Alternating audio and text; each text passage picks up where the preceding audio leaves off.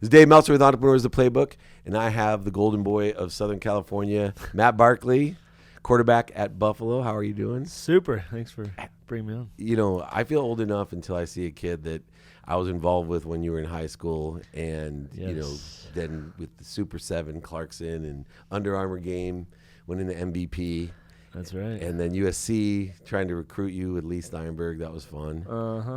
And, man, I'm not going to talk about too much about football. I really want to talk about, because I have watched you since you were young, and you have this great attitude of being able to separate yourself. And I think what I've learned from watching you is your faith really takes a big position in your life to not give control to the minutia and pressure that most kids really would have folded. Whether, you know, because everything doesn't go your way. No. Right? Your college career was extraordinary, but it didn't go the way you thought it would go. And you seem to just rise above it because of your faith. Explain to, you know, entrepreneurs, because faith is so important, and it doesn't have to take a religious context. Yeah. But like, faith is really important Totally. because it allowed you to do what?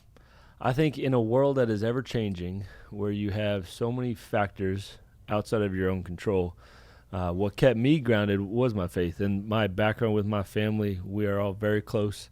My parents, I think, kept me grounded through every turn that I had in college and in high school. And but my faith really was an anchor amongst the tumultuous sea, if it's a way to visualize it. Because when I signed up to play at SC, committed for Coach Carroll, he left after my freshman year, and I'm like, well, that's not what was supposed to happen, you know. And then we got hit with the NC2A sanctions, and we couldn't play in a bowl game, and all this stuff happened that I didn't really sign up for. But I really just had one choice, and that was to move forward.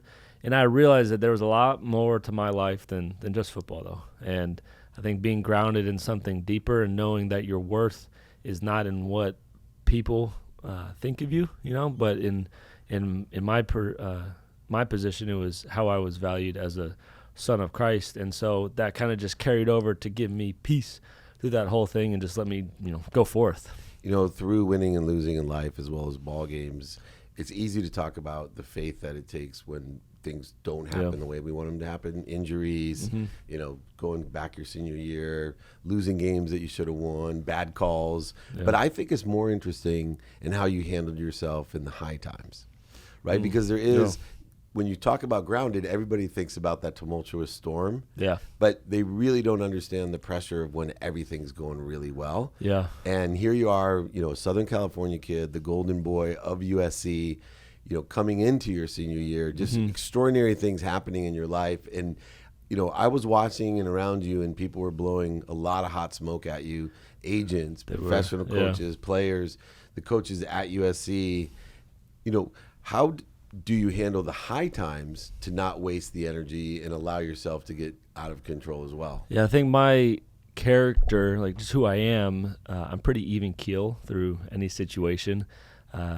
And even like playing a game, I'm not going to get super hyped up on the sideline or after a touchdown, and I won't get depressed or super down on myself. And that carries over to a lot of areas in my life, to where no matter the situation, I'm able to just to kind of keep everything in perspective. And so no matter, you know, whether you're having a great game, that same media group that's going to praise you, they're going to slam you the next week. And I think just being in the LA market helped me see that early on, and just knowing, again, not letting those critics or those people, those outside forces affect my own vision of who I was. And so I knew who I was that whole time, whether I had a good game or not. And I was just going to let what I was doing on the field speak for itself, and not, you know, voice my own horn or anything like that. The other part about football is you don't know when your career is going to end. You know, you had an injury your senior year in college, and you almost didn't make it into the league. Yeah. And then in the league, there's a variety of things that happen, from winning to losing to being traded to changing free agency, et cetera. But there's a financial aspect to it, right? You've made good money, and you continue and can continue to make good money. You know, look at Foles. You could be one season away from holding another 10 years of career that you know dream of. But you're truly an entrepreneur when you're a football player, because you have to be willing to risk everything. It's true. And you have though two different businesses that you're running. The one entrepreneurship is being a quarterback, which has its own entrepreneurial season. But then you actually have to do something with your money. Absolutely. And the competitive nature of being a leader, we used to talk about, Steve Clarkson would call the reason we like working with quarterbacks so much, and Lee Steinberg, we prided ourselves in having the greatest quarterbacks of all time because they were presidential. Yeah. Well, it's hard to take a presidential personality like yourself and then say, okay, season's over, president. You're not going to be a leader, though, off the court. Just put your money away into, a savings account. Handling the money side of things, how do you vet the different business opportunities or investments that you make? Yeah, I've had deals thrown at me right and left since I was drafted. And I was a 4th-round draft pick. I mean, I didn't have a huge signing bonus. I didn't have a huge contract, yet people think that you made it and you have a ton of cash to just throw around. One thing that I learned actually recently from our kicker in Buffalo, Steve Hauschka, he's been around forever, old-time vet, but he said the best investment you can make while you're playing is yourself. And just like any entrepreneur, you got to bet on yourself to win, right? And no matter what deals are being thrown your way, investing in the right training, the right nutrition, the right environment to succeed, just having the right people around you, especially as a quarterback. And he's so precise, like as a kicker too. He has his infrared sauna and his Pilates thing in his garage and everything. But getting that squared away first will set up everything else, right? Making sure that you can play as long as you can. But after that, I've been fortunate both going to USC, and I've tried to surround myself with people both in the VC world and the private equity world, taking trips up to Silicon Valley every year to meet with guys. I love going to conferences like CES in Vegas where, I'm a gadget lover, tech lover at heart. I think I was on your flight when we went to CES. I'm a keynote at CES. Okay, perfect. Yeah. That's like Disneyland for me. Nice. And just being around that whole environment, and I haven't invested in a ton of deals because, again, my cash flow isn't the largest, but just seeing what's happening, I think to where there will be a point where I want to make some solid investment that are sound. I'm 100% in. I don't have a fund or anything to where I can be 20% and hit a home run, or whatever it is. So just surrounding myself though with people that know what they're doing, that are a lot smarter than me, has definitely helped. And as one of the top athletes in the world, and that's what a professional quarterback is, in my opinion. And there's one down the hall that won, he's in the Hall of Fame and extraordinary. It's hard to turn off the discipline side of things, right? It takes a lot to be a quarterback in the NFL, let alone a college, a USC starting quarterback in All-American. But moreover, how do you think you're going to transfer that obsessive behavior of being the best into a business world where you've spent so much of your time? And this is where I see there's a disconnect. Yeah. These guys spend so much of your time, including my business partner, and then all of a sudden it ends. Yeah. And it never ends. It's never long. And my business partner quit at 44. Yeah. And it wasn't enough time. I know. Right. And it's incredible. It's incredible. 44 is incredible. But now you're thrown in and everybody thinks, okay, you're the world's best at something. Now you should know everything about business. But meanwhile, there's guys like me that, maybe I played Division III football till I was 22, but then I went to law school and I've been in business for 20 years. Yeah. Every single day, 6 days, like you were practicing. Yeah. I was losing money, making money, building relationships. Yeah. And it wouldn't be fair. I can't compete with you on the field, but we expect you to compete with me when you get off the field. The biggest disconnect, and Chris Hale, another SC, he always said that it was the hardest thing ever those years transitioning in because he just literally, number one, missed football. We lived 2 deaths. But then it was like, I was like a 7-year-old compared to everyone else that I was playing with. Yeah, we've had a massive delay in getting into the market compared to kids that we graduated college with, And at the same time, we definitely learned skills that they didn't get to learn. As they're climbing the ladder, football players, athletes in general, are learning leadership skills that you can't really teach in a class, social communication skills that are required in business, to be able to speak up, to be able to lead a team, a group of guys. And so I've been wrestling with that thought as well. Like, how do my skills translate over to the marketplace? What can I bring and catch up quickly in what space? My leadership skills, my vocal skills, whatever it is.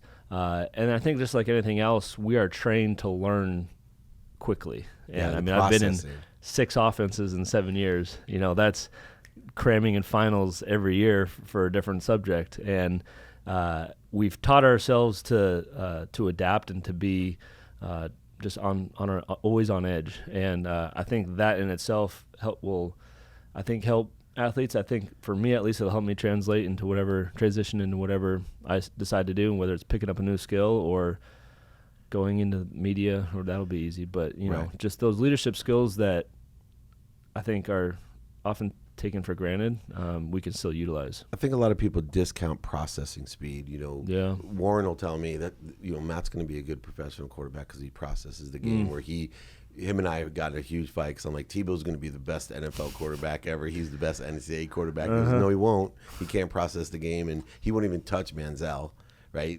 Warren's like, he wanted to work with Whitfield and us, and he's like, not a chance. That kid can't process the game, plus his personality traits are going to cost him a problem. But moreover, in that processing side, what I found remarkable, I business coach a lot of athletes, all sports, but the one that's most interesting are the quarterbacks and even some running backs, like the running back, I'm losing his name now, good friend, he's going to kill me. Went to the Rams from the Raiders, got cut, help me out. Like, I'm losing. Went to the Rams? Just in the end of the season. CJ Anderson? Yeah. Thank you. CJ, I'm sorry. Don't fire me. So I'm business coaching CJ. I lost I've been hit too many times. But I was sitting there going, dude, you had to learn. Oh, yeah. And he went from the Raiders to my house to talk to me about what he was going to do in the offseason. And I was the one that told him, wait a second, Chargers, Rams, Chiefs need you. Yeah. And then he got signed and he was playing on Sunday. People don't understand a playbook, even at running back. Yeah. To learn, and he ran for 200 whatever, or 160. Yeah, I mean, I signed in Buffalo, and 11 days later I was starting. I suited up for a game 3 days later. Had to cram in for that to be ready as a backup. Yeah. Didn't have to play that week. And then the next week had 2 days of practice of running this offense and had to play. And, I mean, at the end of it, football is football. You know how to throw a ball, and it's really just learning a new language.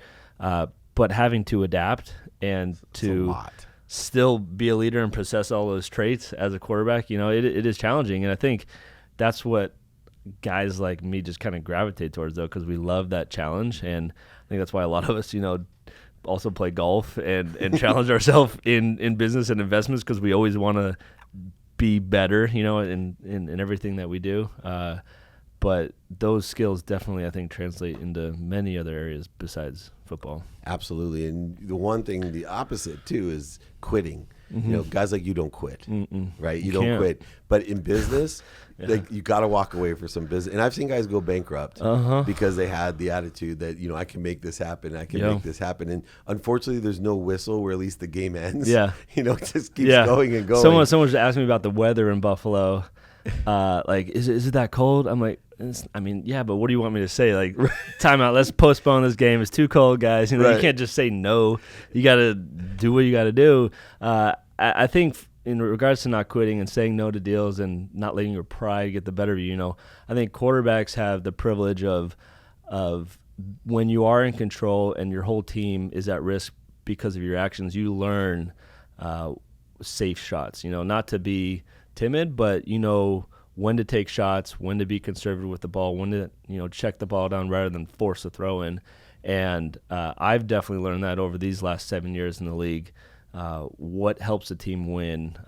You have to be aggressive, but you have to be smart while you're doing that. And to know, even though you got a strong arm, you can stick it in there. Like, just be patient and take a check down, and it'll move the ball down the field. I mean, that's what makes Brady so great, and all the grades. Peyton Manning even would take what the defense gives you. And so when it comes to making deals or taking a loss, even, you know, all right, I've had 2 picks. Let's just settle it down, get back in a rhythm, start taking what the defense gives you, and you slowly start chipping away again, and you can still end up, you know, with a win.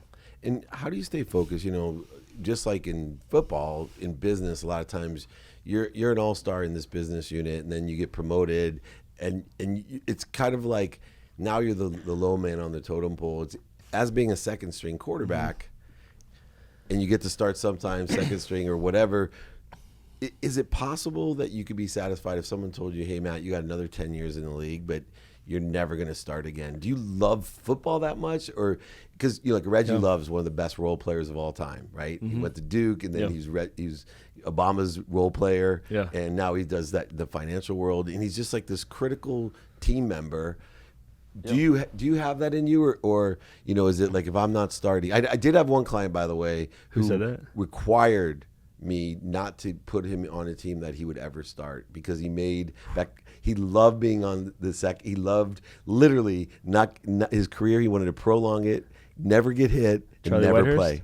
No comments. That's awesome. It's like when I called out Eric Karras, right? The guy who only hit single. I know that from multiple people. Karras, the one-run homer. Eric kills me, right? Man, you are so good with nobody on base, Eric. The all-time home run leader for the Dodgers, my boy Eric Karras. That's incredible. As a competitor, obviously I want to play, but as the ultimate team sport in football, I realize there's a place for everyone. For the graduate assistant who's watching 8 hours of film a day, to the head coach, to a backup, to the starter, And really in Buffalo, it's a great fit for me because Josh Allen's the starter. He's the franchise guy, right? Nothing's changing that. I'm ready to play. The staff knows that I can play. They know I can win. And if something happens, you mentioned Nick Foles earlier, where you do end up playing for longer than anticipated, you could sign a deal and off you go, But in a position where, you're not getting hurt, you're prolonging your career, you're still providing valuable input to the team, in the game plan, weekly game plans. The coaches trust me with my input, as a 7-year vet. I know my place, and I'm not going to let my pride get in the way of that. Do I want to play? Of course I do. How important is it to be the first one and the last one to leave? It's kind of a double-edged sword, because people can abuse that and not get anything done and be tired and sluggish and come in early and stay late. I know coaching staffs that their guys are done with all the work, but they're scared to leave because they don't want to be seen as the one slacking off or leaving early. Right. Everyone's done. Yeah. They can go home and have dinner with their families, but they have to stay late to act like they're working hard. Whereas other staffs have been around, you get your work done, you can leave, you can come whenever you want, and as long as you show up on game day and are prepared, then you're good. So, as a quarterback, we just have a lot to get done. So naturally, we're in early watching cut-ups and preparing, and afterwards usually end up staying longer watching more tape and just getting more done. But there's a time and a place for everything. Some guys do it for show, but when you have to get it done, you have to get it done. Well, I learned one skill that transfers over when you're done playing is that we got to get you into like big Fortune 500 companies, because when everyone heard you're coming here after hours, I've never had this many guys here after 5 o'clock. We have a little crowd Just here. tell them, exactly. Just tell them Matt Barkley, he only comes from 5 to 7 every night, because if you take a big company, I could pay you a couple million a year because everyone's staying an extra 2 hours, right? The productivity I could get. Yeah. You and I have to think about this, because they definitely love being here. You're onto something. All right. Now, you did play for one of my favorite coaches, Pete Carroll, and he has just extraordinary advice. What's the best piece of advice that Pete Carroll gave you? People have asked me that, and I was a young buck. I was 17, 18 for that first year. 19, I guess. Did he stay in touch with you still? We don't talk like text or on ourselves, call each other that much, but when I see him on game day, when we go to Seattle or vice versa, it's like nothing ever happened between that time. It's like we left off right where we started. I think just his attitude towards the game and his approach towards practice was something that I'd never really seen before and haven't really seen since. Like, just his energy, first of all, and he's a 22-year-old at heart, Crazy. Running around, but how he would find a way to motivate everyone. And he didn't have a cookie cutter approach either to each guy. Each guy was different. Some guys he ripped into. You don't really see Coach Carroll as that type of guy. He's so nice, but if he needed to, he would. If he needed to take a guy to the side, he took me to the side often one-on-one sometimes and would talk to me. Other times, he knew how to reach people and how to bring the best out in them. And so I kind of saw that and was able to do that also with teammates. Different receivers acted different ways with my line, different ways. I don't really remember one specific like saying, but I hear that a lot. But, his attitude really, he's an example more than giving advice. Last question: what's the best way to bring the most out of you? You mean what? What approach would I take as an executive? Yeah. How am I going to get the most out of Matt Barkley? I was asked recently about the coaches that I've had, and I was kind of recanting like the first football coach I had. I was junior All-American here in Southern California. I was in 6th or 7th grade, and I was always kind of a big kid, so I was put with the offensive line the first week of camp in the summer, and it tore me apart. I'd always wanted to be a quarterback. I was a pitcher. I always wanted to be kind of that leading role anyway, and it devastated me. And one of the coaches, he's the assistant coach kind of running the offense, I reiterated and I told him I wanted to play quarterback, and he pulled me out and put me in some quarterback drills, and whatever he saw in me, he's like, all right, you're no longer playing on the line, you're coming with us, and you're being a quarterback. Taught me 3-step job, everything I needed to know from that first year of playing football. And I was thinking back to all the other coaches that I've had. Coach Carroll was one of them that believed in me.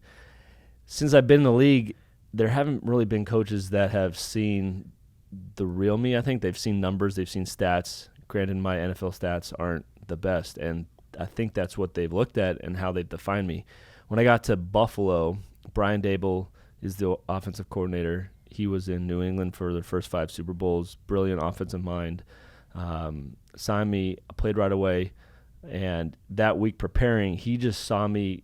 It might have been because it was crunch time and we had to win or we had to do something. But the way he believed in me and still does, that whole staff does, the way they just encouraged me and didn't try to like overload me with the whole offense. They're like, all right, what works? We're going to make this work. It was real intentional and something I hadn't really seen in the league. Granted, money talks with other players. So if you have, if you're a first rounder, you got a big contract, that'll speak for itself. They'll pour every resource possible into you. But in my position so far in the league, there hasn't been that. And so to have a staff that really just believes in you and they see me for, I think, who I am, not what, my stats say or anything else. So just having someone that believes in you, I think, is huge. That's awesome. You remind me of my 9-year-old, but finally got to pitch this year. Yeah. And I was gone. My wife is like, "Who knew?" And I hear him in the background because he struck out the side when they put him in. Yes. And he's like, "Who knew you could pitch?" He goes, "I did." Yeah. Exactly. And that whole time, I'm like, I haven't changed a whole lot since my rookie year. Like, granted, I've grown just gradually because I've been in the league, but I'm not that much of a better thrower. I mean, my footwork hasn't changed at all, but just people's perception has. And that whole time I still knew who I was. And so it's just a matter of being the right fit, finding someone that, believes in you, and it works out. Well, your other USC buddy knows what it's like to play in the right system as well. Matt Which Castle, one? We have a few right? of them. Castle, yeah. Yeah. I would say he should send a check to Belichick. For real. They'll call him Belichick for nothing. Because I think if I was in that system, I could get a $10 million contract. Like, I didn't know Dave Meltzer played quarterback, but they were 11-1. I know. Let alone Brady, who's been in it for 20 years. I mean, that doesn't hurt, Good blessings, man. He has a rough life, but especially because his wife makes more money than he does. Yeah, that doesn't hurt. No, it doesn't. Anyway, I am so proud of you, man. It's so nice to see, even though you're making me feel old. Appreciate it. I am going to root for you. I know when you get your chance, it's going to be extraordinary because I've seen you play since you were a little boy, and I know what you're about, and you do need that chance. So thank you so much for giving us the insight for Entrepreneurs, the Playbook. This is Dave Meltzer with Matt Barkley, Entrepreneurs, the Playbook.